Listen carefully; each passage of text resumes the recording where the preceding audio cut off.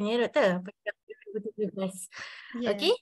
Jadi Dr. Firdaus pun mempunyai pengalaman sebenarnya dalam bidang psikiatri ni lama, hampir 20 tahun, dan terlibat dalam penulisan beberapa garis panduan psikiatri di peringkat kebangsaan, ada pembentangan dan penerbitan jugalah, termasuk mengenai tentang kemurungan, cubaan bunuh diri dan juga gejala pasca trauma. Dan selain daripada tu, Dr. Firdaus juga telah melibatkan diri dalam aktiviti penulisan dalam beberapa platform media. Jadi kita mungkin pernah, kalau pernah ternampak kan dalam kolumnis dekat Astro Awani, Diary Psikiatri di Utusan Malaysia dan juga dalam Malaysian Medical Gazette. Okay? Jadi pengalaman Dr. Firdaus ni sangat banyaklah dalam penulisan, dalam persatuan psikiatri juga. Jadi memang nampak doktor sangat dedikasi terhadap meningkatkan pemahaman dan peningkatan kesihatan mental di Malaysia. Jadi dengan itu saya persilakan Dr. Firdaus untuk menyampaikan perkongsian berjudul Stres di Tempat Kerja, Punca dan Solusi. Okey, jadi kejap ada yang tanya soalan tadi. Kalau kedatangan macam mana, nanti untuk di penghujung nanti kita akan ada sesi Q&A. Lepas tu kita akan bagi link untuk sijil. Okey, jadi pastikan isi email yang betul masa kita bagi link tu. Dan semua soalan boleh letak di Q&A. Okey, mohon semua soalan di Q&A. Jadi lepas Dr. Firdaus dah habis share dengan kita, saya akan sampaikan soalan untuk Dr. Firdaus jawab lah. Okey, Dr. Firdaus dipersilakan. Okey, terima kasih pada Puan Moderator kita. Assalamualaikum warahmatullahi wabarakatuh. Salam sejahtera, salam kesihatan mental. Terima kasih juga saya ucapkan pada pihak penganjur ya, MedTweet MY ya, kerana sudi menjemput saya dan sempena meraihkan penganjur kita. Hari ini pun saya pakai blazer rona biru, warna MedTweet ya. Okey, jadi kepada semua pendengar, saya memang Dr. Firdaus ni bukan wakil kepada Dr. Firdaus. Biasa kalau orang dengar kan, Dr. Firdaus mesti doktor lelaki. Jadi minta maaf tuan-tuan puan-puan ya. Dr. Firdaus dari Hospital Temerloh ni doktor perempuan ya. Itulah. Jadi hari ni kita nak santai-santai sebab kita nak cerita tentang stres di tempat kerja. Jadi saya harap boleh dengar dengan santai. Kalau boleh pancur-pancur kopi ya, sambil-sambil kita dengar ya. Sebab the best way to learn ataupun the best way untuk kita dapatkan pengetahuan adalah dalam keadaan yang rehat dan tenang ya. Okey, jadi sebelum kita mula, saya share dulu kita punya skrin ya, saya punya presentation pada malam ini. Okey. Sebentar ya.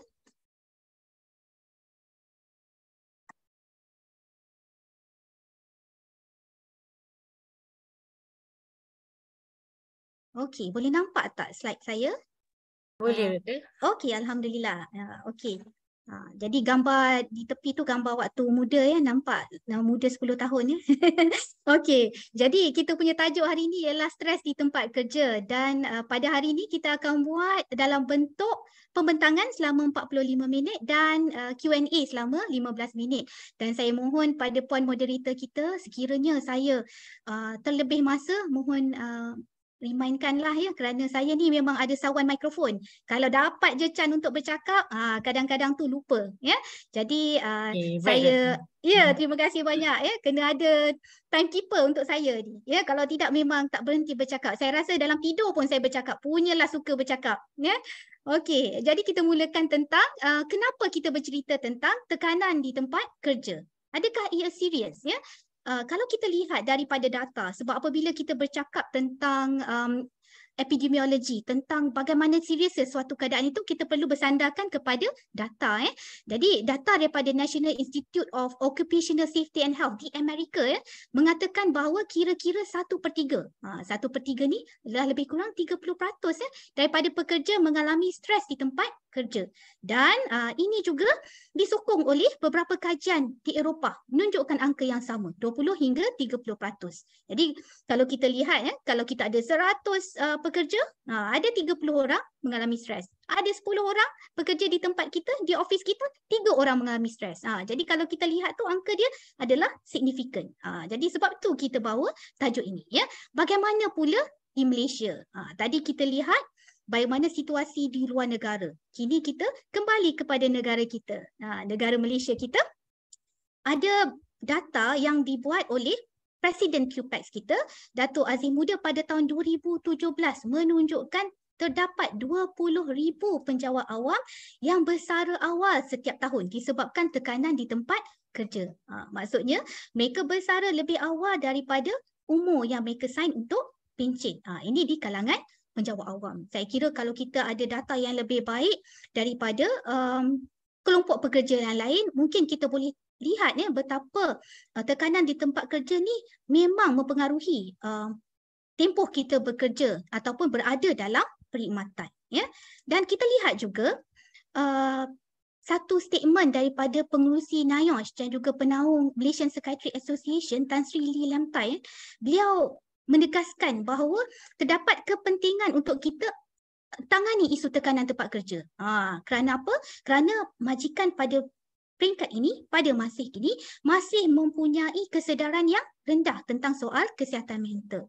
Jadi itu yang kita katakan bahawa sekarang ni kita cuba untuk mempromosikan tentang masalah kesihatan mental kerana kita tidak mahu ianya upgrade menjadi penyakit mental. Jadi kita kena tahu sebenarnya masalah kesihatan mental dan penyakit mental adalah dua keadaan yang berbeza. Apabila kita tidak mencegah ataupun tidak menangani masalah kesihatan mental dengan baik, ia akan menjadi penyakit mental. Di tahap penyakit mental ni barulah kita memerlukan ubatan. Jadi ini yang penting sebab mereka yang bekerja adalah mereka yang produktif, mereka yang dari peringkat yang masih muda dan menyumbang kepada masyarakat daripada segi aspek sosial dan juga ekonomi. Jadi sebelum kita pergi dengan lebih jauh tentang apa itu tekanan di tempat kerja, apa punca, apa solusinya, maka kita kena tahu dulu apa itu stres. Kadang-kadang kita biasa bercakap secara umum, saya stres. Apa itu stres? Jadi kalau kita lihat semua orang mengalami tekanan, tetapi biasanya tekanan yang dialami oleh setiap individu itu berbeza. Ada orang dia mengalami tekanan disebabkan oleh masalah keluarga. Post pandemik kita banyak lihat masalah tekanan disebabkan oleh kewangan. Mereka yang kehilangan kerja. Ada yang mengalami stres disebabkan oleh penyakit ataupun disability. Dan ada juga bilangan daripada kita yang mengalami stres disebabkan oleh tempat kerja. Tapi penting bila kita bercakap tentang tekanan di tempat kerja, perlu untuk kita lihat aspek manakah dalam tempat kerja itu yang menyumbang kepada tekanan. Kadang-kadang yang mendatangkan stres tu bukanlah kerja secara umum, tetapi ada individu tertentu ataupun ada portfolio tertentu yang menyebabkan kita stres. Jadi sebab tu kadang-kadang bila kita kata stres lah kerja ni, apa yang kita perlu buat ialah kita duduk dulu, lihat aspek mana yang mendatangkan stres supaya kita tidak mengeneraliskan bahawa stres itu adalah semata-mata disebabkan kerja, tetapi ada sumber tertentu ataupun ada sumber yang sangat spesifik yang kita boleh kenal pasti. Dan cara untuk menangani stres ini berbeza. Sebab tu kita tidak boleh dismiss orang lain punya tekanan. Kadang-kadang kita kata, alah aku pun dulu kerja macam tu juga, okey je. Ataupun kata hari tu pun ada masalah keluarga, boleh hadap saja. Perlu ingat setiap antara kita dibesarkan dengan cara yang lain. Tekanan kita, sumber apa yang kita ada, support system kita, the way we are made up, the way we are built is different. Jadi susah sebenarnya kalau kita nak samaratakan bahawa tekanan ni kalau dia tak menjejaskan kita, maka ia sepatutnya tak menjejaskan orang lain. Sebab tu kita kena cuba fahami kalau ada rakan-rakan kita yang kata dia stres. Sekurang-kurangnya kita validate emosi dia. Yalah, saya pun nampak awak stres kebelakangan ini. Jangan dismiss. Sebab kenapa orang jarang nak bercerita tentang penyakit mental? Kerana banyak di antara kita bila bercerita, maka kawan-kawan ataupun keluarga cepat dismiss. Dia kata alah sikit je. Ataupun alah orang lain pun stres sahaja. The least ataupun paling kurang yang kita boleh buat apabila orang bercerita bahawa dia stres atau bercerita tentang emosi adalah kita validate emosi dia. Okey. Dan Tekanan ini biasanya berlaku akibat perubahan luaran atau dalaman yang melebihi kemampuan kita. Nanti saya akan tunjukkan rajah ya. Ini ya, apabila kita punya kemampuan itu ya melebihi daripada keperluan, maka stres itu tidak ada. Tetapi kalau kemampuan kita kurang daripada keperluan, maka berlakunya tekanan. Dan kita lihat ya, di layar itu, di sebelah kiri saya letakkan situ apa contoh-contoh trigger yang boleh menyebabkan stres. Di mana trigger-trigger sebegini boleh mencetuskan pemikiran yang negatif dalam otak kita. Kita perlu tahu ya, sebenarnya setiap pemikiran ini dia tidak sepatutnya automatic. Tetapi kalau kita dah biasa, dia akan jadi automatic thoughts. Bila ada negative situation dalam otak kita, kita akan rasa bahawa aku memang tak boleh buat, memang aku tak pandai, ataupun tak ada orang yang sayang aku. Jadi benda ni dia dah jadi macam automatic ya. Sedangkan sepatutnya kita boleh ya ubah apa yang kita fikirkan. Tetapi ia akan ambil masa yang lama dan perlu ada effort untuk kita kena pasti ya. Contohnya, kalau katalah kita kena marah oleh bos, oleh superior kita ya. Jadi apa yang kita rasa? Kita terus kepada emosi. Mungkin rasa sedih, mungkin rasa marah. Tapi sebelum dia sampai kepada emosi tu, dia dah melalui kepada fikiran terlebih dahulu. Situasi, fikiran, baru emosi. Jadi kalaulah dalam fikiran kita kata, memanglah bos marah, aku buat ni tak betul. Ataupun memang tak cukup bagus. Jadi emosi tu akan jadi sedih. Dia ada. Di tengah-tengah tu adalah pemikiran sebelum sampai kepada emosi.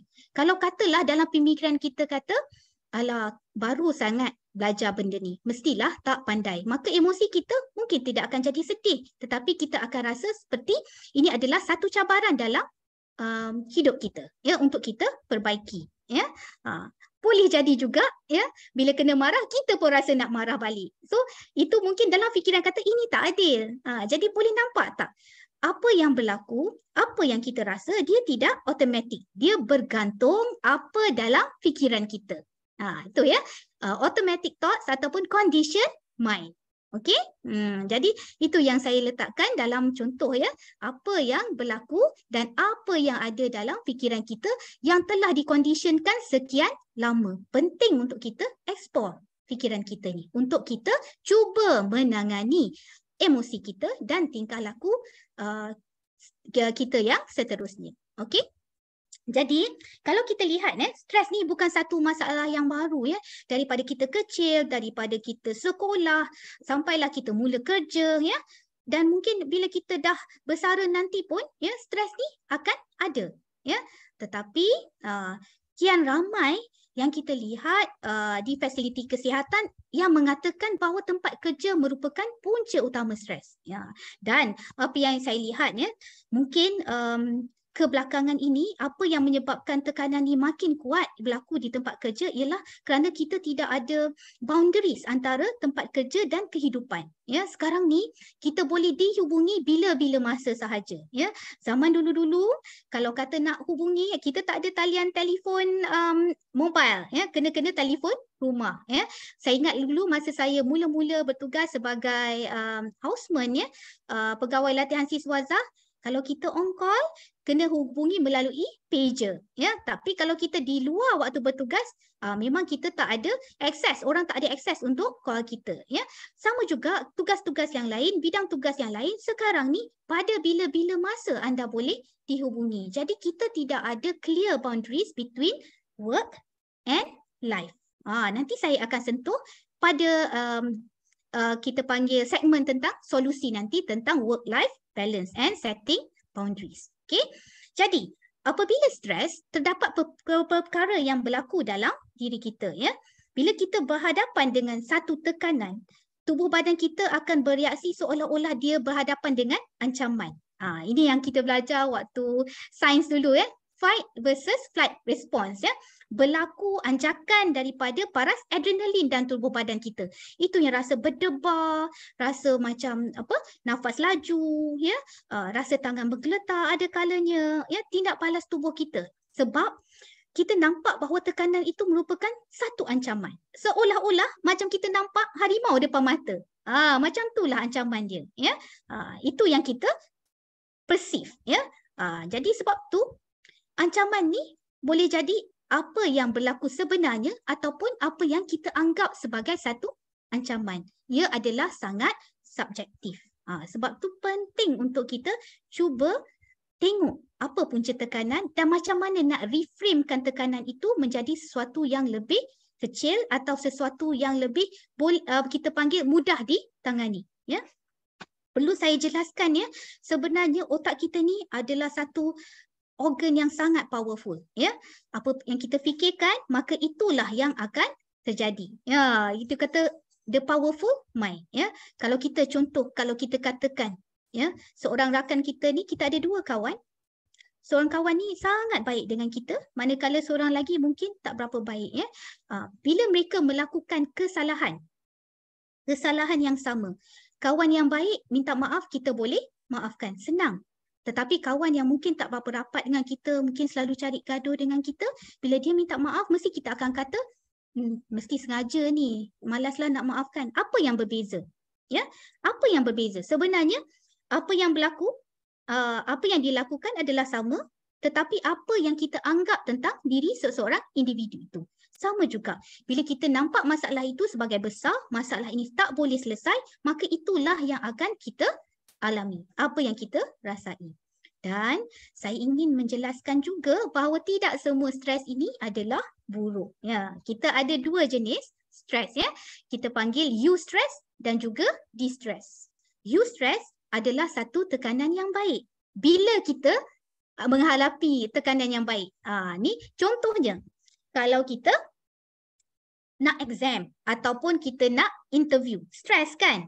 Tetapi bila stres ini berlaku, ia menyebabkan kita bersedia, prepare untuk menghadapi tekanan tersebut. Jadi ia adalah satu tekanan yang baik. Tekanan yang tidak baik ialah tekanan yang menjejaskan fungsi harian kita, yang menjejaskan aktiviti kita, yang menyebabkan kita tak dapat menjelaskan ataupun menjalani kehidupan kita dengan sepenuhnya. Ya, okey. Jadi ini tanda-tanda stres. Saya harap tuan-tuan, puan-puan ya boleh lihat ya apa tanda-tanda stres. Kita buat checklist sikit. Ada tak tanda-tanda ini pada diri kita? Kalau kita lihat tanda stres ni, dia merangkumi aspek fizikal, psikologi, kognitif. Kognitif ni adalah pemikiran ya, dan juga tingkah laku. Ya, jadi kalau kita lihat, penting kita menangani stres sebab jika tidak, dia boleh mempengaruhi semua aspek ini. Ya, apa tanda-tanda fizikal? Jadi, kalau kita berhadapan dengan hari yang sangat mencabar, ya, ada kalanya kita akan rasa sakit kepala, sakit pada otak. Bukan otak, otot-otot, leher ya, tegang pada leher, cepat rasa letih, berdebar-debar. Ada hari yang kita rasa macam berat pada bahu ya, pada tengkuk, pada bahagian kita panggil otot tengkuk dan sebagainya ya. Itu menunjukkan bahawa hari itu kita sangat stres ataupun tense ya. Berlaku masa spasm apabila kita berada dalam keadaan yang tertekan. Tapi saya selalu pesan pada anak-anak buah saya, kalau rasa berat pada bahu kanan, jangan risau sebab bahu kanan tu pahala tu banyak tu ya. Jadi itulah saya selalu gurau ya. Kadang-kadang pun bila kita bergurau pun sebenarnya boleh mengurangkan stres. Ada dalam solusi nanti yang kita akan share. Ya? Dan untuk mereka yang ada pre-existing penyakit darah tinggi ataupun mereka yang ada faktor-faktor risiko, kan, dia boleh meningkatkan tekanan darah tinggi ataupun meningkatkan risiko penyakit jantung. Kerana apabila kita berada dalam keadaan stres, ia akan mencetuskan hormon kortisol. Hormon kortisol ini adalah hormon stres dan boleh mempengaruhi banyak organ di dalam badan kita. Jadi ini satu perkara yang penting untuk kita cakna kerana dia boleh menjejaskan fizikal kita. Ya, dari segi psikologi menjadikan emosi kita tidak stabil, sedih, dan antara yang paling kerap dialami ketika stres adalah susah untuk tidur. Walau bagaimanapun, ada juga mereka ataupun individu yang apabila stres, mereka lebih banyak tidur. hypersomnia. Jadi berbeza mengikut individu. Kadang-kadang kita kata tak stres lah dia, banyak je lah tidur. Tapi itu adalah cara dia cope ya, dengan cara melupakan apa yang berlaku. Ya. So setiap orang mempunyai cara yang berbeza. Dari aspek kognitif ya, bila kita stres, otak kita ni bekerja dengan lebih banyak, lebih cepat. Jadi kadang-kadang kita jadi susah nak fokus, susah nak buat decision. Dan mula lupa kita letak barang dekat mana. Jadi kadang-kadang itu yang kadang-kadang bila drive tu dah terlepas simpang misalnya. Ya. Jadi ini bukan sebab nyanyuk, bukan sebab hilang ingatan, tetapi apabila fokus kita terganggu, maka kita susah untuk retain memory. Itu yang menyebabkan kadang-kadang tak ingat letak barang dekat mana. Ya, jadi antara cara untuk kita menenangkan fikiran kita itu yang banyak diajar tentang teknik relaksasi dan juga mindfulness, supaya kita ajar diri kita, otak kita untuk slow down a bit. Ya, supaya kita boleh fokus, supaya kita boleh menjalani hidup kita pada satu pace yang sihat. Ya, dan dari aspek tingkah laku ya, ada kalanya dia menyebabkan seseorang menjadi hilang minat, cepat marah. Dulu kawan kita seorang yang ceria, tiba-tiba jadi cepat dipanggil sentap ya sekarang ni. Cepat sentap ya. Tak datang bekerja, susah untuk buat keputusan pun boleh jadi aspek tingkah laku juga. Jadi kalau kita lihat menyeluruh ya tanda-tanda stres ini. Okey, ini adalah yang lebih detail tentang stres. Juga kita terangkan mengikut aspek emosi, kognitif, fizikal dan juga tingkah laku. Okay. Ada orang apabila dia berhadapan dengan stres, dia akan mengambil alkohol ataupun substance ya, dadah ya, untuk self medication. Ini yang kita rasa agak bahaya. Sekiranya berlaku begini, maka dapatkan bantuan daripada peringkat awal. Ataupun ada setengah orang dia meningkatkan pengambilan kopi. Ya, ini pun tak sihat. Bila ambil kopi berlebihan dalam keadaan stres akan meningkatkan kita punya sympathetic activity, jadi lebih berdebar-debar, jadi sukar tidur. Jadi kena berhati-hati juga. Ya. Okey.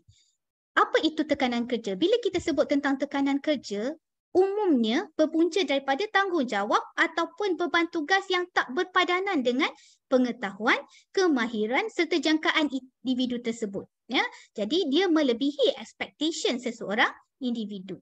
Ya, tekanan ini dia akan jadi lebih tinggi apabila tidak mendapat sokongan daripada sama ada rakan sejawat ataupun majikan. Ya, dan kita tak boleh kawal punca tekanan tersebut. Ya, contoh punca tekanan yang kita tak boleh kawal ialah contoh yang paling biasa saya dengar.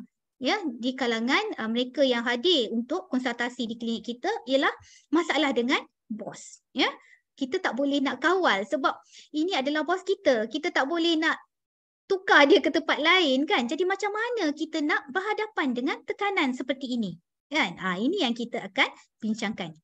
Jadi bila kita lihat tentang punca, ya, sebab tajuk kita hari ini punca dan solusi. Ya, jadi kita pergi kepada punca dahulu. Punca tekanan di tempat kerja boleh terjadi daripada aspek individu. Individu ni sama ada rakan sejawat ataupun majikan. Boleh juga disebabkan oleh jenis pekerjaan dan boleh juga disebabkan oleh faktor persekitaran. Yang ini kita akan ulas dengan lebih lanjut satu-satu supaya mudah kita fahami dan mungkin tuan-tuan dan puan-puan boleh relate dengan situasi ataupun di tempat kerja atau mungkin apa yang dialami oleh rakan-rakan. Ya, okey. Bila kita sebut tentang individu, apa yang biasanya berlaku yang boleh mencetuskan stres adalah konflik. Ya, dan konflik ini menyebabkan berlakunya jurang komunikasi serta menjejaskan produktiviti di tempat kerja. Ya, bila kita ada konflik dengan rakan sejawat ataupun dengan majikan, dia akan menyebabkan sukar untuk kita berinteraksi. Dan ini akan menyebabkan kita akan cuba mengelak daripada berjumpa ataupun menjalankan tugas dengan mereka yang kita mempunyai konflik. Kan? Jadi kalau kita lihat, bila kita mempunyai konflik dengan individu, bukan bererti tempat kerja kita bermasalah secara general. Ini penting. Ya, kadang-kadang ini yang saya pun ada sebut di peringkat awal tadi. Awal-awal saya sebut tentang tekanan di tempat kerja. Ramai orang dia kata kerja dia stres. Tapi bila kita cuba urai satu-satu, sebenarnya cuma ada satu individu ataupun cuma ada beberapa individu yang mendatangkan stres pada diri beliau. Tetapi kalau kita lihat pada aspek lain, terdapat banyak perkara di tempat kerja yang sebenarnya sangat positif. Jadi penting untuk kita duduk dan lihat dengan teliti ya, apa sebenarnya yang menjadi punca stres supaya kita tidak generalizekan bahawa kerja ini bermasalah ya. Mungkin individu tu sahaja yang menyebabkan kita rasa stres. Jadi fokus kita adalah kepada penyelesaian konflik pada individu tersebut ya. Okey. Bully ya, ini juga banyak berlaku. Saya kira di mana-mana pun, bukan saja di kita panggil sektor korporat ya, di kesihatan ya. Saya rasa di mana-mana bidang kerja terdapat fenomena bully ya, dan biasanya melibatkan rakan sejawat yang lebih senior ataupun majikan ya. Dan ada juga jenis bully yang tidak ketara. Contohnya adalah apabila seseorang pekerja tidak diberikan kuasa otonomi. Dia tak boleh buat keputusan, dia tak boleh nak buat apa-apa tanpa mendapatkan approval daripada majikan terlebih dahulu. Kadang-kadang apabila kita tidak ada sense of self, ya, pun menyebabkan kita rasa seolah-olah kita tidak ada purpose ataupun role dalam tempat kerja. Ya, ada juga yang tidak diberi peluang untuk kenaikan pangkat atau kemajuan kerjaya. Ini juga merupakan bully. Ya, bila kita lihat, ya, kelayakan tu dah ada, tetapi orang lain yang diberi pertimbangan. Ya, deraan emosi seperti disindir atau diherdik. Ini ya satu fenomena yang agak toksik apabila berlaku. Ya, dia menjejaskan tempat kerja itu secara menyeluruh. Jadi bila ada satu dua yang sebegini, maka suasana tempat kerja tu menjadi tidak kondusif. Ya, dan ada juga bully yang melibatkan gangguan seksual.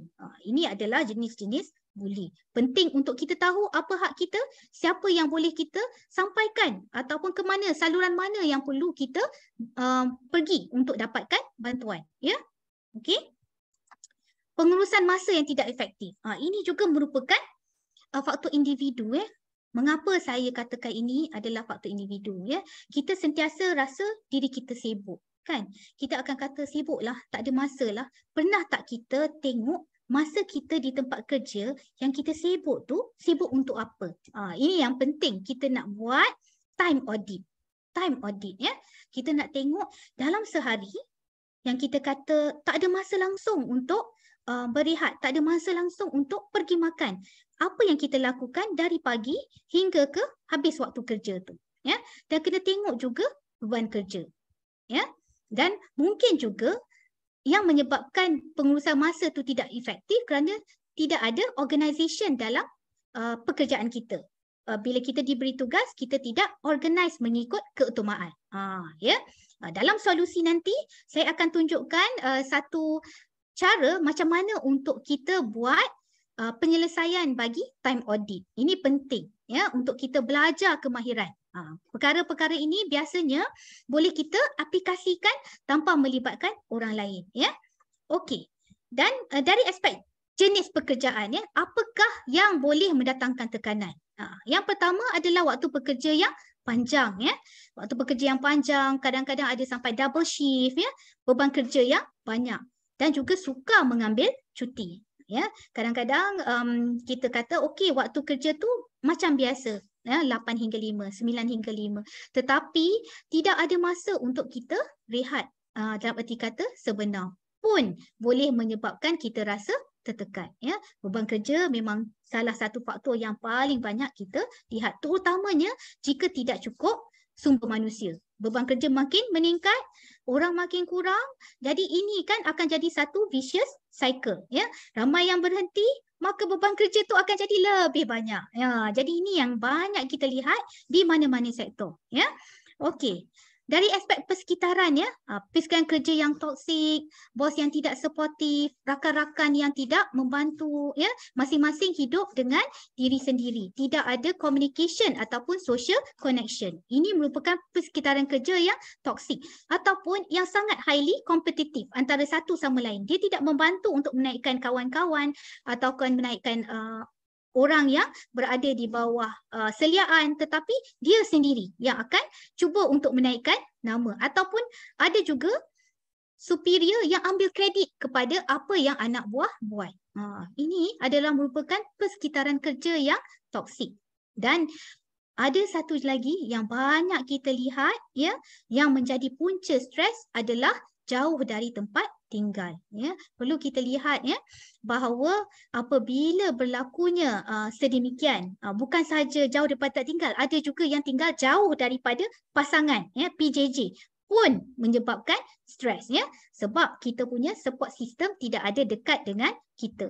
Bila jauh dari tempat tinggal, waktu untuk kita commute tiap-tiap hari itu boleh mendatangkan stres ya, waktu yang lama, duduk dalam jam, benda-benda begini ya, menyebabkan kita menjadi stres. Jadi kalau kita tengok adakah faktor ini yang menjadikan punca, perlu lihat balik. Adakah ada keperluan untuk kita duduk atau di tempat yang lebih dekat ataupun tukar tempat kerja yang lebih dekat. Sebab kadang-kadang perkara yang ini dia merupakan satu aspek yang kita terlepas pandang. Rupanya sebabkan oleh commuting on a daily basis. Okay?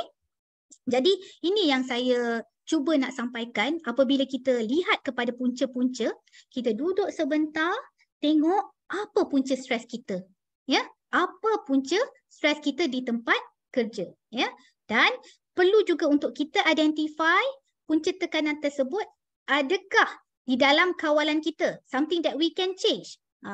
Yang kita sendiri boleh change di dalam kita punya kawalan, seperti mungkin kita boleh try to manage time dengan lebih efektif ya, kita buat audit masa kita ya, ataupun sesuatu yang kita tak boleh kawal. Sebab kalau ia adalah sesuatu yang kita boleh kawal, ia lebih baik dan kita boleh ambil langkah bagaimana untuk kita atasi tekanan tersebut. Jika tidak, mungkin kita boleh cari jalan untuk menguruskan tekanan dengan baik. Masalah tu tidak boleh kita kawal, tetapi macam mana kita nak uruskan supaya ia tidak mendatangkan tekanan yang tinggi dalam hidup kita. Ya, okey. Ini ya antara sebab mengapa kita sentiasa bercerita tentang stres. Kerana jika tidak ditangani dengan baik, ya, stres akan menjadi masalah kesihatan mental dan seterusnya menjadi penyakit ataupun diagnosis psikiatri ya. Kita panggil diagnosable psychiatric illness ya. Jadi ini yang kita daripada peringkat awal, waktu ia masih boleh dikenal pasti, waktu ia masih boleh ditangani, kita cuba lakukan tindakan pencegahan. Okey. Kita nak pergi kepada aspek kedua ya untuk hari ini, tajuknya tentang solusi. Jadi saya bahagikan bahagian solusi ini untuk pekerja, pada diri kita sendiri, dan mungkin ada pendengar adalah daripada kalangan majikan. Jadi kita share juga bagaimana solusi untuk majikan. Ya. Jadi dari aspek pekerja, jika masalah tersebut adalah daripada individu, ya, jadi kita dah kena pasti konflik ni disebabkan oleh seorang individu. Ya. Macam mana kita nak selesaikan? Cuba bersemuka dan cari jalan penyelesaian. Kenapa saya kata perlu bersemuka? Tapi perlu ingat, bila kita nak bersemuka, perlu lakukan dengan sangat tactful, ya, bukan confrontational. Kenapa saya cakapkan begini? Kerana banyak kes yang kita lihat, ya, apabila melibatkan orang tengah, orang ketiga, ia menyebabkan masalah tu menjadi lebih panjang kerana apa yang disampaikan melalui orang tengah ataupun apa yang kita dengar daripada orang lain boleh menimbulkan salah faham. Ya, boleh menimbulkan rasa sakit hati, ya, #tersakiti. Itu yang healing sampai pagi tu, ya. Jadi itu, ya. Dapatkan masa yang sesuai, approach rakan tadi, bagi tahu niat kita adalah untuk memperbaiki keadaan dan bagaimana untuk kita supaya kita tidak confrontational. Bila kita bercakap tentang emosi kita, kita bercakap dari aspek apa yang kita rasa.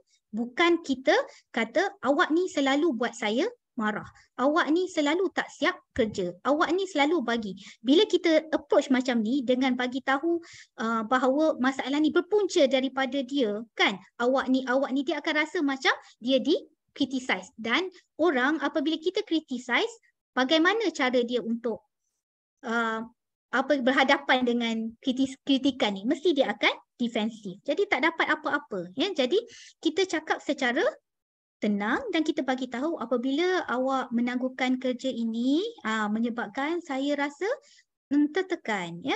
Boleh tak sekiranya kita sama-sama cuba selesaikan. Jadi maksudnya kita di sini kita cuba cari penyelesaian, ya. Bila kita ada masalah, kita bukan pergi kepada emotion fokus. Kita pergi kepada solution fokus. Bila kita bercakap daripada aspek emotion fokus, maka dia akan jadi sangat tegang, ya, sebab kita bercakap tentang perasaan saya sakit hati, saya marah, saya sedih, ya. Dia akan menumpukan lebih kepada emosi. Boleh tak jika kita berhadapan dengan tekanan, pada lain-lain masa akan datang, instead of kita fokus pada emosi kita, kita fokus kepada apa yang saya boleh buat untuk menyelesaikan masalah ini. Solution focus. Jadi kita akan target kepada solusi. Nak dapat penyelesaian, ya. Apa yang kita boleh buat untuk menyelesaikan masalah ini, ya. Okey.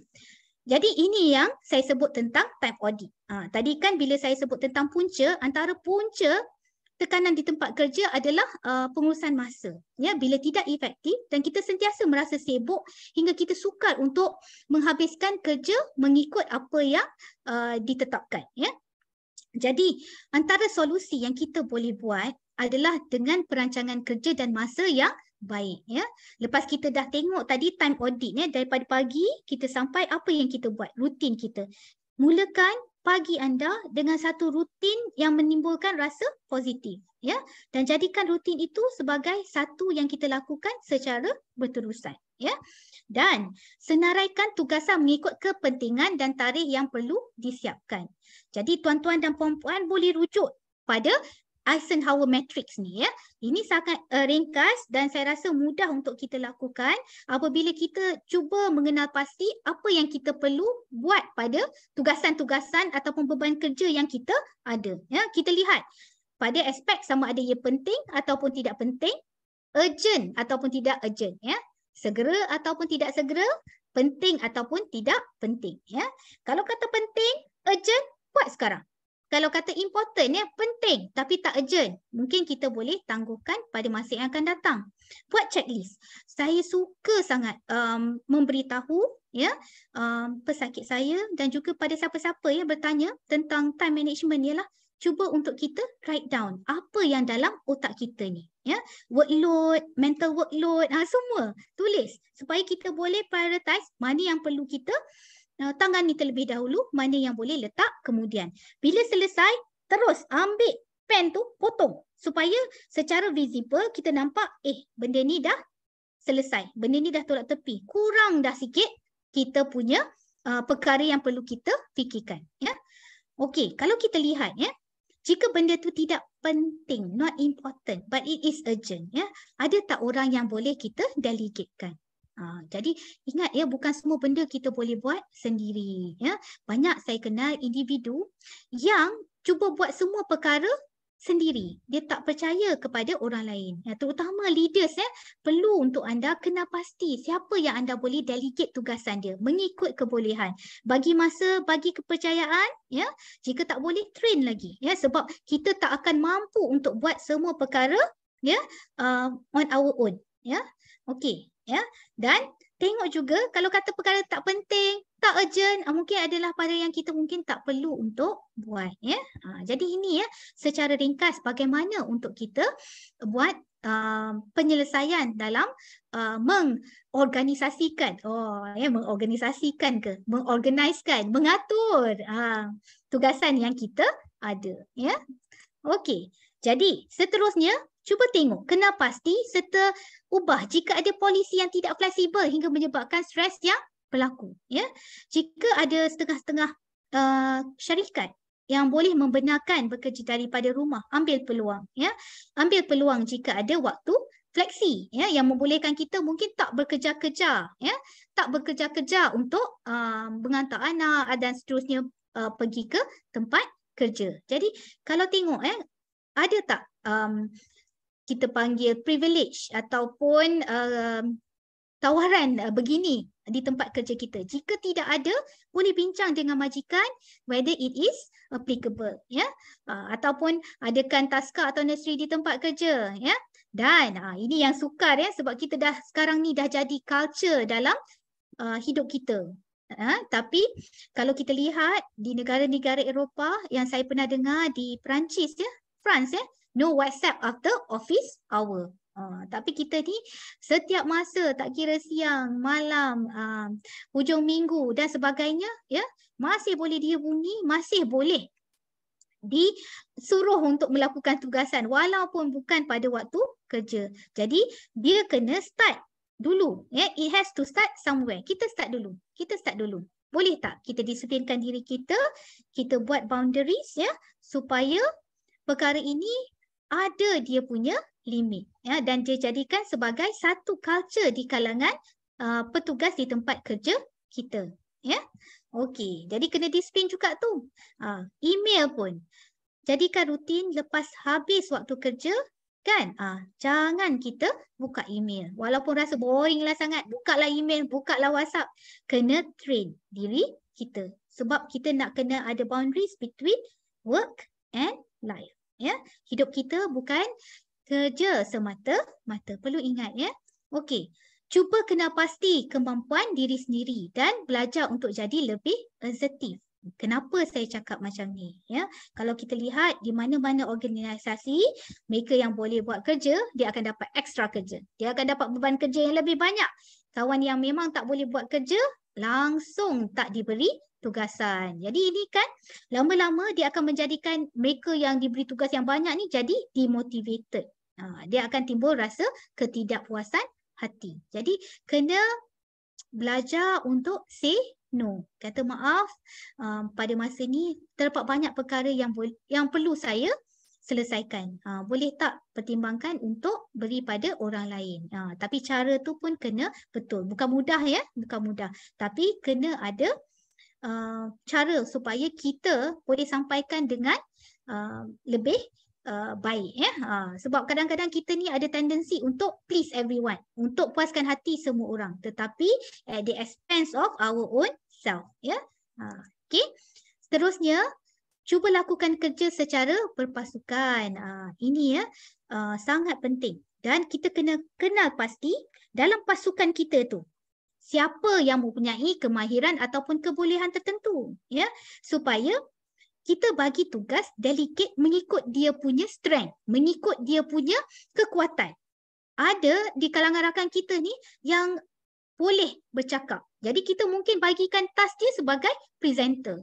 Yang kurang nak bercakap, yang pendiam, yang pemalu, kita bagi presenter, dia pun stres. Kita pun stres bila dia tunggu-tunggu present. Allah, lamanya nak tunggu dia present, tak keluar satu ayat pun, kan? Jadi ini, ya, kena pasti, kenali team members anda, kenali rakan sekerja anda, apa dia punya strength, apa yang dia punya minat, dan kita assign dia tugas yang dia boleh buat dengan baik. Kita juga sebenarnya, kalau kita lihat, kadang-kadang kita sendiri pun tak kenal diri kita ni dengan baik, kan? Pernah tak kita analisa diri kita ni? Bagaimanakah kita ni sebagai individu?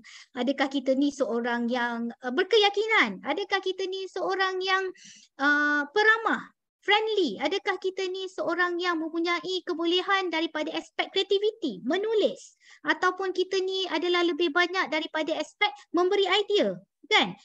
Kadang-kadang kita pun lupa nak analisa diri kita. Sebab tu kadang-kadang bila diberi tugasan tu kita rasa stres kerana dia tak kena dengan kita punya strength, kekuatan diri yang kita ada. Ya, cuba duduk, balik nanti, bukan balik, ya, macam cakap secara fizikal. Sekarang pun boleh sambil-sambil tulis kelebihan diri yang kita ada. Kadang-kadang kita ni orang Asia, jarang untuk kita cakap tentang kelebihan diri kita sebab kita rasa macam bagus ataupun macam riak, kan? Tapi sebenarnya it's a good thing. Sebab bila kita sentiasa bercerita tentang kekurangan diri, terutama bila kita stres, bila kita sedih, kita akan fikir kita ni tak cukup bagus, tak cukup cantik, tak cukup pandai kan. Tetapi macam mana kita nak counteract perkara ni? Ialah dengan kita mengenal pasti juga kekuatan yang kita ada. Baru adil kan, baru fair. Letak kiri dan kanan tu, nampak kekuatan kita, kekurangan kita. Dan kita boleh tengok bahawa sebenarnya kita adalah satu individu yang unik di mana kita ada kekurangan dan jika kita ada kekuatan. Dan kita sekarang ni nak fokus pada kekuatan yang kita ada. Okay? Ini yang saya duk sebut-sebut tadi, work-life balance. Bukan senang. Dan setiap individu mempunyai balance yang berbeza. Dan pada peringkat umur kita juga, prioriti kita akan berbeza. Ya, mungkin daripada peringkat awal, waktu kita muda, mula bekerja, career dulu kita punya fokus. Ya, dan jangan lupa ya, buat audit tentang work-life balance kita ni. Supaya kita boleh kenal pasti pada peringkat sekarang, apa yang kita dah capai, apa yang kita nak tingkatkan lagi dan apa yang kita nak perbaiki daripada aspek kita panggil ya balance itu ya, supaya kita boleh tengok apa yang kita boleh supaya kehidupan kita jadi lebih teratur ataupun lebih balance. Banyak di antara kita mengalami tekanan bila kita lihat kehidupan kita dan pekerjaan kita tak balance. Mungkin banyak masa di tempat kerja semata-mata, kurang masa dengan keluarga. Ya, jadi kena ada balance. Ya, dia bukan 50-50 ya. Balance ni apa yang kita sendiri tetapkan. Ya, dan dia bergantung dalam fasa pekerjaan kita. Ya, macam saya sebut, mungkin di awal peringkat kita mula bekerja, career. Tapi bila kita dah mula ada keluarga, perlu ada masa lebih. Quality time ya. Bila saya sebut time ni, quality time tu yang penting, bukan quantity. Antara quality time yang tuan-tuan puan-puan boleh praktikkan, pastikan makan malam ya sama-sama dengan anak-anak ya. Tak kisahlah ini orang kadang-kadang kan kita lihat mak bila dah sibuk tu dah penat tu dia kata makanlah dulu kan, dia kemudian dia pergi kemas ke apa dapur, ayah pula mungkin sibuk kan nak balik tu nak pergi buat apa-apa tugasan lain kan. Tetapi boleh tak kita appoint satu masa spesifik dalam satu hari kita duduk makan sama-sama. Waktu ni kita gunakan untuk dapatkan input daripada anak apa yang berlaku hari ni kan. Macam mana, apa dia punya kesukaran dia kan, bukan tanya apa yang dia berlaku yang dia seronok saja. What is the difficulty? Sebab kita tengok banyak masalah di kalangan remaja sekarang ni ialah kerana dia tidak boleh sampaikan apa yang dia alami, kesukaran dia kepada ibu bapa. Dan ibu bapa mempunyai satu expectation yang maha tinggi. Bukan sangat tinggi dah, maha tinggi pada anak-anak kan. Jadi kita sama-sama bincang, waktu sama-sama makan, quality time with family. Ya, ada pepatah Inggeris tu dia kata a family that eats together stay together. Satu masa dalam satu hari kita peruntukkan untuk duduk sama-sama ya. Dan kena pasti sistem sokongan anda. Ia boleh jadi pasangan, rakan ataupun ahli keluarga. Sebab apa? Ini adalah kita punya support system. Dia adalah kita punya faktor penguat. Kalau kita rasa penat, kita rasa sedih, dia akan jadikan kita punya emosi tu rasa seperti kita ni tidak keseorangan. Ramai di antara kita, apabila kita mengalami tekanan, apabila kita merasa sedih, tidak ada support system ya, yang bagus, yang baik, dia menyebabkan emosi dia akan makin lama makin merundum kerana dia rasa lonely. Perasaan lonely, perasaan sunyi ni sangat-sangat makan dalam. Sangat-sangat. Sebab tu kita dalam hidup kita, walau macam mana pendiam pun kita, introvert pun kita perlu ada seseorang yang kita selesa, yang kita jadikan sebagai support system kita. Ya, jadi jika kita ni bukan seorang yang suka berkongsi masalah, kita perlu ada saluran juga untuk kita salurkan pemikiran negatif kita, kerisauan kita ya. Kadang-kadang apa yang saya cuba sampaikan pada pesakit saya ya, kalau kata anda bukan orang yang ekspresif ya, kadang orang yang ekspresif ni senang dicakap je, tapi kadang-kadang bila kita adalah seorang yang introvert, tak selesa nak bercerita tentang perasaan, tulis apa yang anda rasa, buat macam mood diary. Hari ni rasa sedih sangat ya. Ingat tak masa kita kecil-kecil dulu kan, kita ada diary. Bila dah besar ni kenapa tak simpan diary? Diary adalah satu medium yang bagus untuk kita salurkan emosi ya. Kecil-kecil dulu kan tulis, hari ini aku menangis lagi. Ada tak? Siap ada diary yang ada kunci tu semua. Kan? Tapi bila dah besar, bila dah dewasa, kita banyak pendam. Kita banyak simpan. Perkara ni yang mendatangkan stres. Dan saya selalu juga sebut, kalau kita rasa tak selesa nak cerita dengan orang, tak selesa nak menulis, kita cerita dengan Tuhan. Cerita dengan Tuhan tak semestinya waktu lepas solat, waktu berdoa. Bila-bila masa sahaja kita boleh bercerita dengan Tuhan. Saya selalu juga sebut, saya selalu pesan, bukan satu masalah, tak kisah. Kalau bercakap dengan Tuhan, it's not something which is unusual. Satu saluran untuk kita luahkan perasaan kita. Ya Allah, berat sangat rasa hari ini, kan? Permudahkanlah cara kita luahkan. Tapi dia jadi problem kalau kita dengar balik Tuhan cakap dengan kita. Itu problem. Cakap dengan Tuhan tak ada masalah. Okey? Okey. Itu gurau. Okey. Jadi Doktor, yang seterusnya. Maaf Doktor, dah 45 minit Doktor. Dah 45 minit. Okey. Saya gunakan kuasa luar biasa saya bercakap dengan sangat laju untuk habiskan beberapa slide lagi, boleh? Dalam 2 minit. Doktor. Ya. Okey. Nasib baik ada super power cakap dengan laju. Okey. 1, 2, 3 kita mula. Okey. Seterusnya amalkan gaya hidup sihat. Ini penting. Senaman kalau ikutkan untuk depression. Kalau kita tahu, lihat dalam CPG pun dia advise kita untuk bersenam. Dia akan menyebabkan kita release hormon gembira, endorfin. Dan rutin makan hidup, makanan hidup yang seimbang. Makanan dan hidup yang seimbang. Punyalah laju ayat. Jadi satu je. Okay? Belajar teknik relaksasi, senaman pernafasan, relaksasi otot. Tak sempat untuk kita ulas, tetapi tuan-tuan perempuan boleh tengok dalam YouTube, boleh tengok Google sahaja, tengok tentang jenis-jenis teknik relaksasi yang boleh kita amalkan. Cuba ubah persepsi terhadap tekanan. Setiap kita mempunyai persepsi yang beza. Contoh kat situ, ada orang nampak benda tu 6, ada orang nampak 9, bergantung pada apa yang ada dalam minda kita. Sama juga kan kalau kita dengar cerita tentang orang buta yang pegang gajah. Dia akan describe, dia pegang belalai lain, pegang ekor lain kan. Kita pun akan nampak setiap masalah tu berbeza, bergantung kepada individu. Okey? Okey, lihat pada kerja kita. Kerja kita ni kita tengok apakah mengapakah kita memilih pekerjaan ini? Adakah is this a job? Is this a career or is it a vocation? Beza A job adalah satu yang kita buat untuk dapatkan pendapatan, tetapi it does not define you. Career adalah satu kerja yang kita lakukan dengan passionate, yang kita rasa kita suka, yang kita seronok.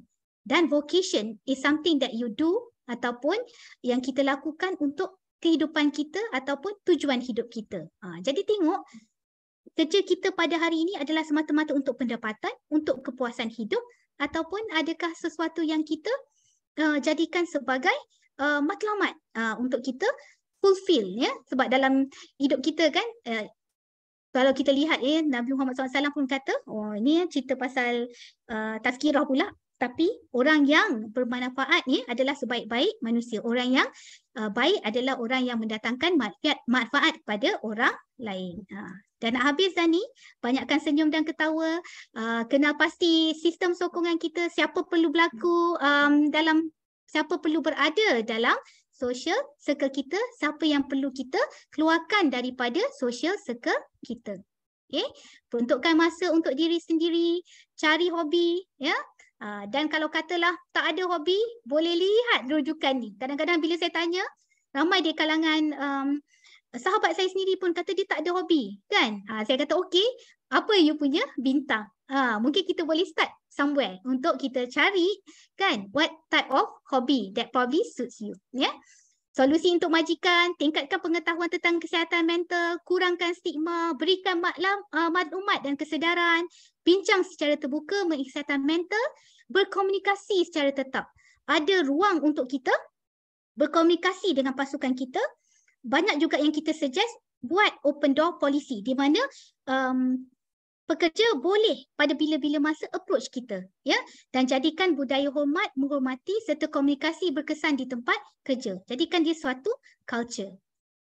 Okey, jadi penting supaya kita boleh tangani stres di peringkat awal untuk elakkan daripada bertukar menjadi penyakit mental. Okey, itu saja ya. Dan saya nak serahkan balik pada moderator, tapi sebelum tu saya nak ingatkan sedikit ya. Whenever we face with tekanan, stressor, kita fokus kepada solution, kepada cara penyelesaian. Kita cuba ubah daripada fokus kepada emosi ya. Ingat ya, remember most of your stress come from the way you respond, not the way life is. Dan bila kita adjust attitude kita, all that extra stress is gone.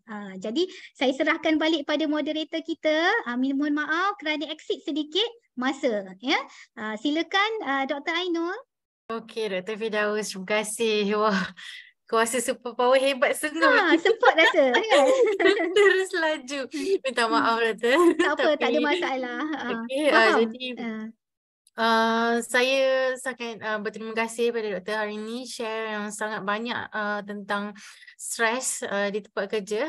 Jadi sedikit recap, kita semua kena tahu tanda-tanda stres. Kenal daripada awal, lepas tu kita boleh gunakan teknik-teknik yang doktor dah share tadi, macam-macam teknik yang kita boleh gunakan untuk membantu kita. Jadi kita kena kenal pasti dululah kan stres tu datang dari mana. Okey, jadi kita dah ada banyak soalan ya di sini. Dekat sini ada 6 soalan dah. Kalau ada peserta di sini, kita ada 164 peserta di Zoom ni, boleh tanyakan soalan di Q&A. Sesiapa yang menonton di Facebook Live boleh bertanya di bahagian komen. Nanti admin kita di bahagian sana akan sampaikan kepada saya yang di sinilah. Okey, jadi kita jawab soalan dulu. Boleh Dr. Firdaus? Boleh, boleh. Okey, soalan pertama. Okey, soalan pertama. Bagaimana cara untuk menegur rakan yang selalu hilang dari tempat kerja? Pihak atasan sendiri tidak ambil tindakan walau tahu isu disiplin staf tersebut. Pernah saya tegur tapi masih kekal dengan attitude yang selalu tinggalkan kerja sendiri. Macam mana, Doktor? Okey, sebenarnya kan apabila kita dah menjalankan tindakan ya, sebab tu yang tadi ada juga saya sebut apa yang kita lihat tekanan tu adakah di dalam kawalan kita ataupun di luar kawalan kita kan.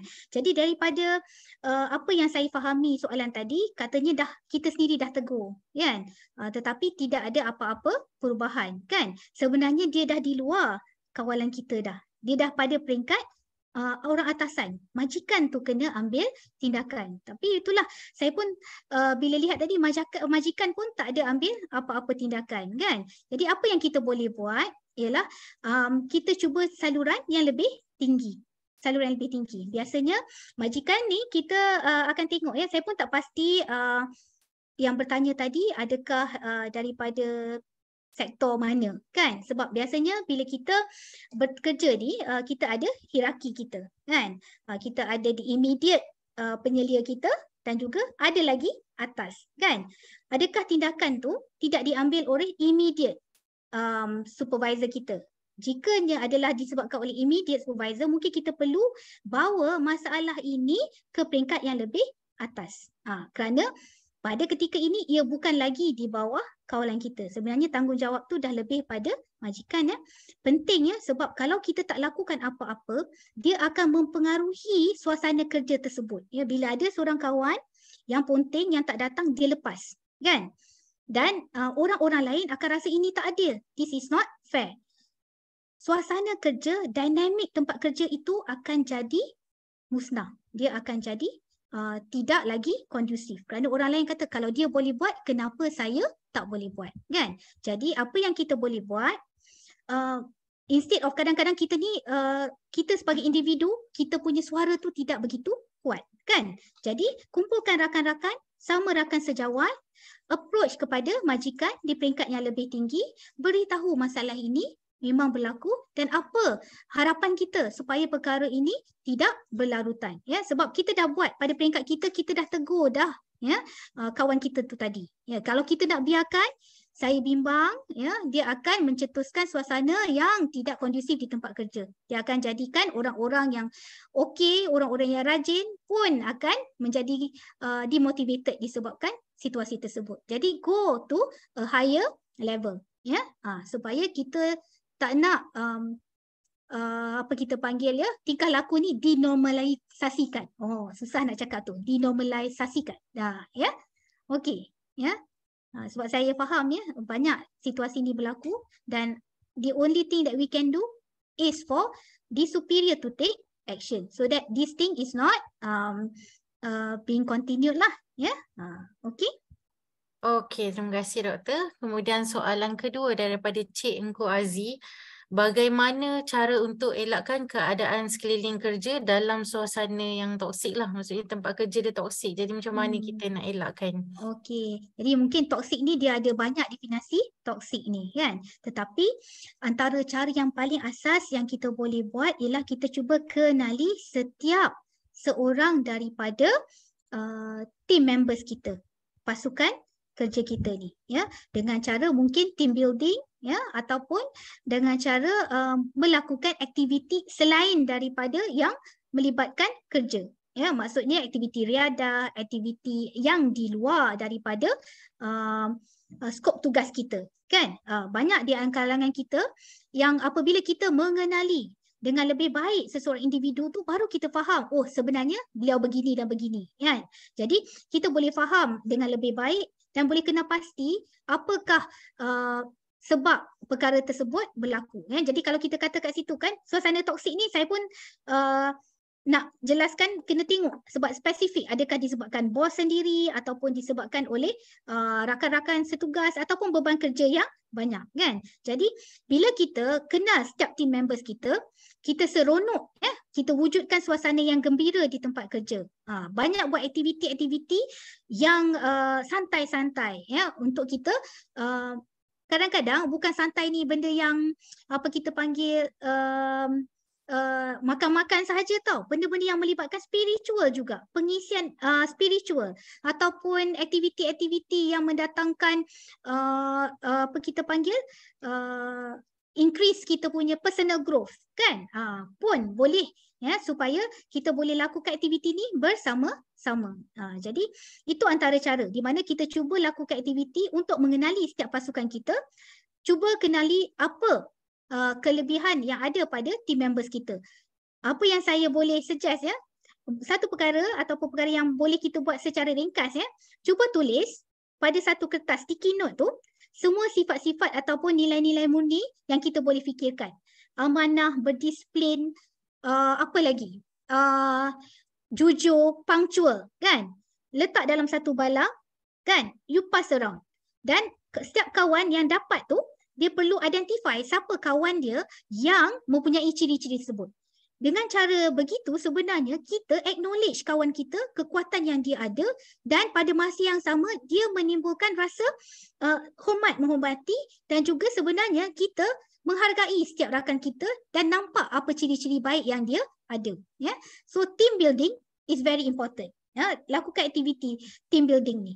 Jadi kadang-kadang orang salah faham team building ni kata buang masa. Tak, sebenarnya if you get to know your each and every one of your team members, dia akan menjadikan pasukan tu menjadi lebih kuat, lebih kukuh. Ya, okey.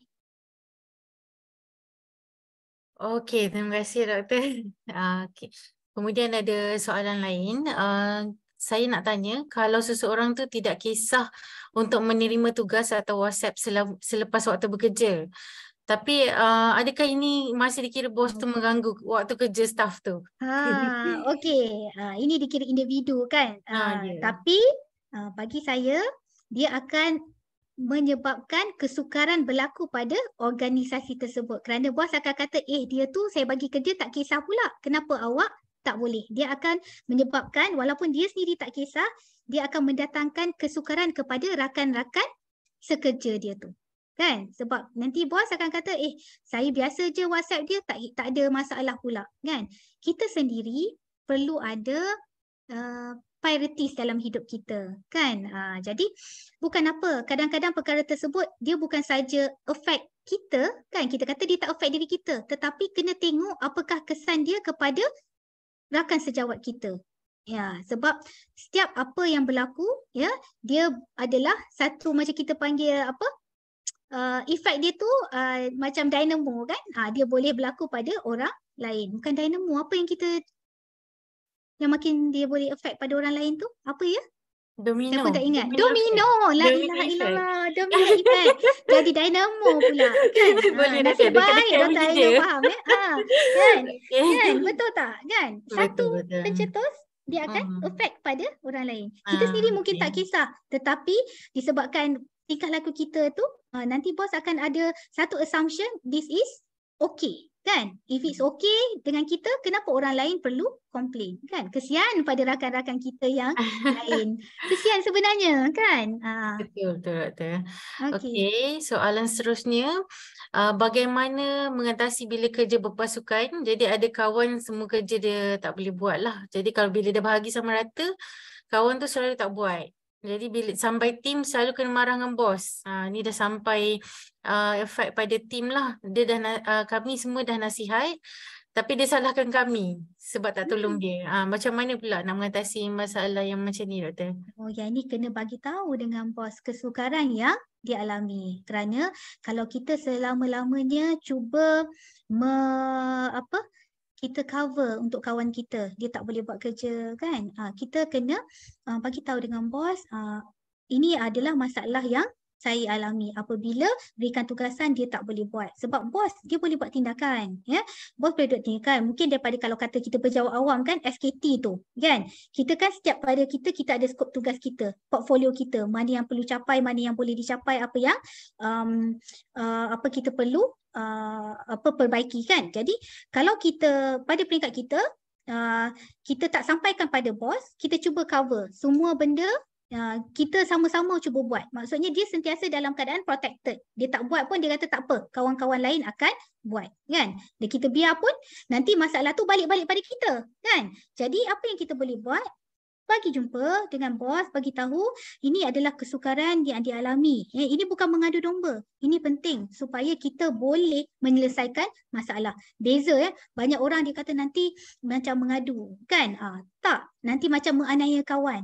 Tak, dia yang menganiaya diri dia sendiri. Yang kita perlu ingat, kalau kita tak tangani perkara ni, dia akan berlanjutan. Bagi tahu dengan bos, ini perkara yang kita bagi secara fakta, bukan secara emosi. Bila bercakap dengan bos, dia tak boleh cakap dengan emosi, bercakap dengan fakta.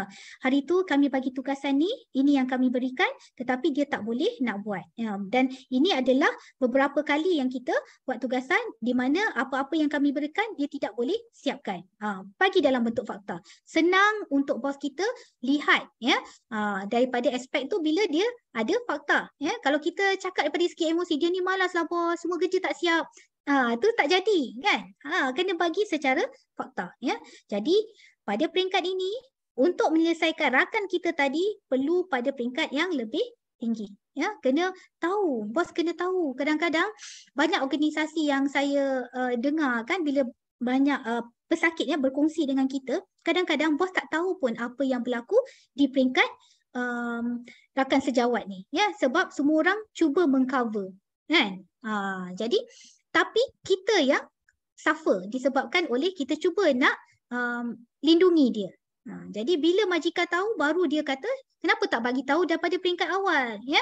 Sekarang ni ada banyak cara supaya kita boleh sampaikan masalah tersebut. Sama ada kita boleh pergi secara kita panggil platform secara bertulis ya, ataupun kalau kita rasa nak sampaikan dengan lebih efektif, kumpulkan rakan-rakan tadi ya, pergi jumpa bos sama-sama, dan dia akan lihat bahawa masalah ni bukanlah disebabkan antara individu dengan individu, dia adalah masalah yang dihadapi oleh sekumpulan kita panggil petugas tersebut. Jadi dia akan nampak okay, this is not something personal, this is something that is being faced by the team members. Okay?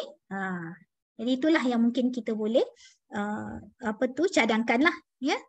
Okey, terima kasih Doktor. Saya rasa lagi satu soalan je lah lagi dan saya rasa soalan ni maybe kita penting untuk orang yang mengalami stres. Dia tanya macam mana kita nak kuatkan rasa semangat bila kelebihan kita ni belum tentu orang lain sekeliling kita akan terima. Okey, macam mana nak kuatkan rasa semangat? Sebab kelebihan kita tak lagi orang terima. Okey, macam ni. Maksudnya sini kita ada kelebihan tetapi mungkin itu menyebabkan orang salah faham ke? Ataupun macam mana? Sebab saya nampak tu dia kata orang tak boleh terima kelebihan. Betul tak? Ya. Jadi sebenarnya setiap individu adalah unik. Kalau kita nak cuba penuhi ataupun nak please semua orang untuk kita panggil apa ya, puaskan hati semua orang, kita tak akan mampu. Tapi adilkah bagi kita tidak menggunakan kelebihan yang kita ada semata-mata untuk menjaga hati orang, ya? Kita perlu ingat ya, apa yang kita buat adakah dia mendatangkan rasa seronok, gembira dalam hidup kita. Sebab tu yang penting juga bila kita nak refleksi diri kita, ya, bukan saja tadi saya cakap pasal time audit, refleksi tentang apa yang kita nak dalam hidup. Apa erti kebahagiaan dalam hidup kita, ya. So kalau kita rasa kelebihan kita ialah ya, kita suka present, ya, ada orang dia suka present, pergi present sana sini, ataupun apa kelebihan dia yang mungkin tak ada pada orang lain. Mungkin dia suka apa kita panggil ya, mungkin sebab saya banyak bagi contoh, sebab saya di sektor kesihatan kan, mungkin kalau petugas-petugas di sektor lain ya, ada contoh kan, ada kelebihan daripada aspek apa, mungkin dia ada kreativiti yang sangat bagus dan suka bagi pendapat dan sebagainya, tetapi disebabkan oleh risau dikritik ya, dia menyebabkan dia pendam. Ya, tetapi bila kita pendam, bila kita tak buat apa yang mendatangkan rasa seronok pada diri kita, dia akan mendatangkan internal konflik. Dia akan mendatangkan rasa stres. Sebab tu tadi antara perkara yang saya kata penting untuk kita lihat dalam pekerjaan kita, adakah ia semata-mata pekerjaan tersebut untuk mendapatkan punca pendapatan? Is it a job? Is it a career? Ya, something that you are passionate about. Kalau ini adalah something that you passionate about, ya, saya ada rakan yang tugas dia suka terlibat dalam NGO dan suka terlibat dalam pertubuhan-pertubuhan kita panggil kebajikan ya, dan ada di kalangan rakan-rakan yang rasa macam seolah-olah dia cuba untuk mendapatkan populariti, kan? Kalau kita dengar, adakah ini menyebabkan kita akan rasa demotivated? Kan? Kalau kita cuba ambil quote ya, pada apa yang orang kata, mungkin kita akan rasa tertekan. Tetapi kalau kita tahu bahawa apa yang kita buat ini adalah semata-mata untuk kepuasan diri kita dan kita tahu apa yang kita buat tu mendatangkan manfaat pada orang lain, ya, maka dengan secara tak langsung dia akan menyebabkan emosi kita rasa lebih baik, rationalize ya diri kita bahawa apa yang saya buat ini mendatangkan rasa seronok pada diri saya. Saya tak akan mampu untuk memuaskan hati semua orang. Saya tak akan mampu menyebabkan orang lain gembira setiap masa. Kita perlu ingat ya, kalau ada orang, individu yang memang tak puas hati dengan kita, macam mana pun kita cuba jaga hati dia, akan ada juga apa-apa perkara yang mendatangkan rasa tak puas hati pada diri dia. Yang paling penting, kita buat apa yang kita rasa gembira, apa yang kita rasa seronok, apa yang kita fikir boleh mendatangkan manfaat kepada orang lain. So in the end, apa yang kita ada dalam hidup kita ialah supaya di hujung career kita nanti, kita boleh look back dan tengok setiap pencapaian dan kita tidak ada regret. Ya, so kita perlu ingat ya, dalam hidup kita ada dua perkara, dua perasaan yang sangat berat ya, yang kita susah nak hilangkan, iaitu guilt dan juga regret. So pastikan apabila kita buat sesuatu dalam tugasan kita, dalam kerja kita, kita buat dengan niat yang betul dan kita buat ya semata-mata untuk kepuasan diri kita, untuk membantu orang lain. Asalkan niat itu betul, apa yang dipandang oleh orang lain, kita kena belajar untuk tolak tepi. Itu sajalah ulasan daripada saya. Okey, kita mungkin boleh pilih, doktor boleh lagi ke Boleh. soalan lagi sebab macam ada banyak, mungkin lagi 5 minit ke? Boleh. Jadi ada soalan sebentar ya, saya pilih. Saya nampak ada satu soalan ni yang agak saya rasa praktikal soalan ni, sebab banyak juga orang yang keliru kan apabila ada masalah nak Oh, jumpa betul. pakar psikiatri, kaunselor Yang ataupun psikologis kan? boleh betul. Ya. Okey. Mungkin kita boleh ulas yang ni ya. Boleh Okey. betul. Jadi soalan dia red flag bila perlu berjumpa doktor psikiatri, kaunselor, psikologis. Yang mana nak jumpa dulu? Okey. Jadi dia ada beza Kaunselor dia adalah apa kita panggil ya. Kita jumpa kaunselor bila kita ada masalah kesihatan mental, belum jadi penyakit mental ya. Masalah kesihatan mental contohnya kita mengalami stres, belum sampai penyakit ya. Kita mengalami masalah konflik di kalangan rakan setugas. Kita mengalami masalah apa kita panggil mungkin masalah kita panggil banyak kita lihat relationship issue, masalah perhubungan ataupun masalah perkahwinan. Boleh jumpa kaunselor. Kaunselor akan ajar kita macam mana untuk cope dengan tekanan, menangani masalah, macam mana untuk selesaikan masalah, problem solving dan juga coping skill. Okey, dia berbeza dengan psikiatri. Kadang-kadang ramai orang dia confuse antara pakar psikiatri dengan pakar psikologi ataupun pakar psikologi klinikal lah yang kita ada di hospital. Pakar psikiatri dia adalah doktor. Dia bukan pakar, tak seperti pakar psikologi. Pakar psikologi dia tidak berasal daripada golongan doktor, bukan daripada bahagian perubatan ya. Jadi pakar psikiatri dia boleh prescribe ubat. Apabila masalah kesihatan mental tadi menjadi teruk, dia akan jadi penyakit mental. Bila jadi penyakit mental ialah apabila dia mendatangkan kita panggil kesan kepada aktiviti harian kita. Maksudnya fungsi harian kita terjejas. Itu satu. Yang kedua adalah kesihatan mental kita tu menjadi teruk dan berterusan. Jadi bila dua keadaan ni dia menjadi penyakit mental, kita perlu jumpa kepada pakar psikiatri. Ya, pakar psikiatri. Pakar psikiatri dia boleh bagi ubat. Ya. Bila pula jumpa pakar psikologi? Pakar psikologi dia amat membantu dalam melakukan penilaian kita panggil IQ test ya, ataupun penilaian personality ataupun untuk talking therapy. Kita panggil psikoterapi. Dia bukan doktor, dia tak boleh bagi ubat. Psikologis dan pakar psikiatri biasanya dia akan bekerja secara seiringan, di mana pakar psikiatri akan lebih menjurus kepada rawatan farmakoterapi dan juga basic psikoterapi. Tetapi psikoterapi yang lebih khusus, psikoterapi yang lebih intensif akan dijalankan oleh pakar psikologi klinikal. Ya. Jadi pakar psikologi dia akan cuba merungkai ya, kita panggil setiap negative thoughts, macam mana nak merubah pemikiran yang negatif menjadi positif, macam mana untuk kita berhadapan dengan kita panggil pemikiran yang dipanggil dysfunctional. Jadi kalau kita lihat bila dah jadi penyakit mental akan jumpa sama ada pakar psikiatri dan pakar psikologis. Dan rujukan kepada pakar psikologi adalah melalui pakar psikiatri. Tak boleh straight pergi pakar psikologi. Ya. Biasanya kalau stres, jumpa kaunselor dulu. Tapi kalau katalah sampai berterusan, sampai tak boleh tidur, sampai ada pemikiran yang ingin mencederakan diri, ya, ataupun kemurungan yang berterusan lebih daripada 2 minggu, itu dah bukan tahap kaunselor. Dia perlu berjumpa dengan pakar psikiatri. Ya?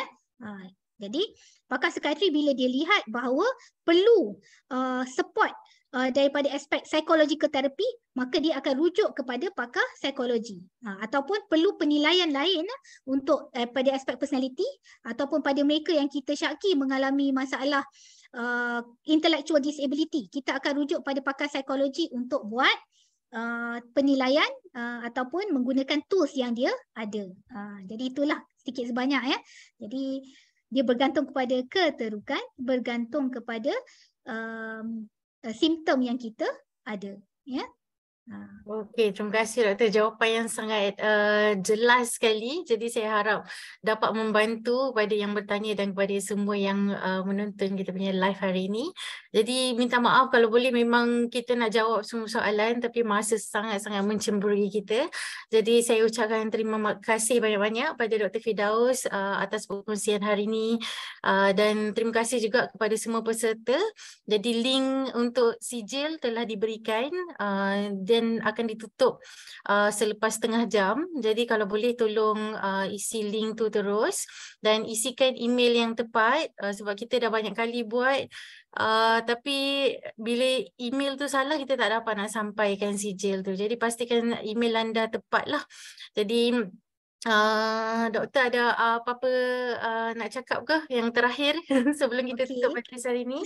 Okey, jadi saya harap sedikit sebanyak perkongsian pada hari ini dapat dimanfaatkan dan kemahiran menangani stres ni adalah sangat-sangat penting dan cuba kena pasti kalaulah ada gejala-gejala masalah kesihatan mental yang berterusan, cepat dapatkan rawatan, ya. Jadi kalau katalah berterusan menjejaskan fungsi harian kita, maksudnya dah susah nak bekerja, susah nak belajar, itu dah perlu intervensi daripada pakar psikiatri, ya. Jadi kenapa saya pesan dapatkan rawatan awal, kerana apabila kita rawat pada peringkat awal, cepat, ya, dia punya respon kepada rawatan tu adalah lebih baik. Dan perlu ingat, ya, jumpa pakar psikiatri bukan bermakna anda gila. Saya tak suka cakap perkataan ni, tapi banyak Betul. orang dia takut nak Stigma jumpa. tu. Ya, stigma. Stigma. Kan pakar psikiatri, dia jumpa orang yang susah hati, jumpa orang yang gemuruh, ya. Semua. Banyak sekarang ni kita lihat orang yang mengalami masalah gelisah, kegemuruhan ataupun anxiety. Kan? Satu masalah yang kita lihat makin meningkat kebelakangan ini selepas pandemik. Jadi sama je, kalau harapan saya pada satu hari nanti orang boleh lihat bahawa berjumpa dengan pakar psikiatri sama juga macam mereka mendapatkan rawatan untuk kencing manis, untuk darah tinggi dan sebagainya.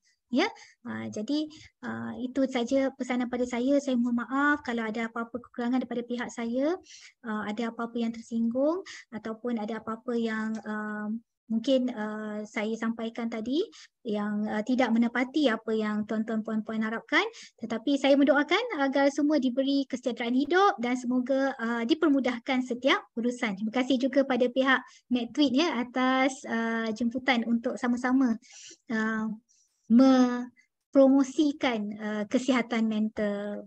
Itu saja. Okay. Terima kasih Dr. Firdaus. Kami sangat hargai perkongsian doktor hari ini. Harap bermanfaat untuk semua. Dan terima kasih juga kepada semua peserta. InsyaAllah McTeamMai akan selalu buat program begini. Kita akan bagi pakar-pakar untuk berkongsi tentang pelbagai topik kesihatan. Jadi diharap semua boleh tengok pada social media kami untuk perkongsian kami yang seterusnya. Okey, jadi itu saja untuk hari ini. Terima kasih banyak-banyak dan kami dari pihak McTweetMai juga ingin memohon maaf kalau ada salah silap kami dalam acara ini dan kepada Dr. Firdaus jugalah. Okey, terima kasih banyak-banyak. Assalamualaikum warahmatullahi wabarakatuh. Waalaikumsalam warahmatullahi